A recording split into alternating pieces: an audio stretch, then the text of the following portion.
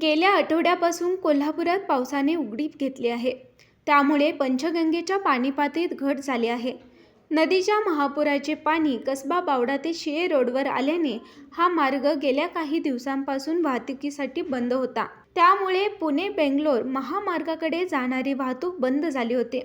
दरम्यान पुराचे पाणी ओसरल्याने कालपासून पुन्हा एकदा हा मार्ग सुरू झालाय.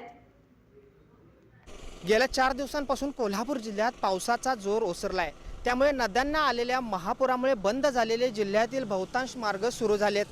कोल्हापूर शहराला देखील पंचगंगेच्या महापुराचा विळखा बसला होता. शहराला जोडणारे मार्ग बंद झाले होते. यापैकी एक महत्त्वाचा मार्ग असणारा म्हणजे कसबा बावडा ते शिळे हा मार्ग कोल्हापूर शहराला जोडतो. दरम्यानच्या रोडवर जवळपास 2 ते 3 फूट रस्त्यावर पाणी आल्यामुळं गेल्या 10 दिवसांपासून हा मार्ग बंद होता. तो आता पावसाचा जोर ओसरल्याने पंचगंगेच्या पुराचं पाणी ओसरल्याने पुन्हा एकदा कालपासून सुरू झालाय. दरम्यान असं जरी असलं तर यावर 1 ते 2 पाणी अजून शिल्लक आहे. याच पाण्यातून वाट काढत वाहने आपला मार्ग काढत आहेत. कोल्हापूर जिल्ह्याचा विचार करता कोल्हापूर रत्नागिरी महामार्ग, कोल्हापूर गगनबावडा महामार्ग, कोल्हापूर राधानगरी, कोल्हापूर भुदगड या मार्गावर नद्यांच्या महापुराचं पाणी आल्यामुळं मार्ग बंदच आहेत.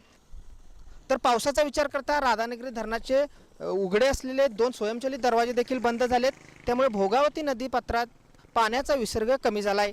याचाच परिणाम म्हणजे पुढे पंचगंगेच्या पाणी पातळीवर होतो. नदीची पाणी पातळी देखील संत गतीने उतरू लागलेले. आज सकाळच्या अहवालानुसार पंचगंगा नदीची पाणी पातळी ही 40 फुटांवर आली आहे. त्यामुळे नागरिकांना कुठेतरी दिलासा मिळाला आहे. कॅमेरामॅन केतन खाडेसह मी रविराज कांबळे, तारा न्यूज, कोल्हापूर.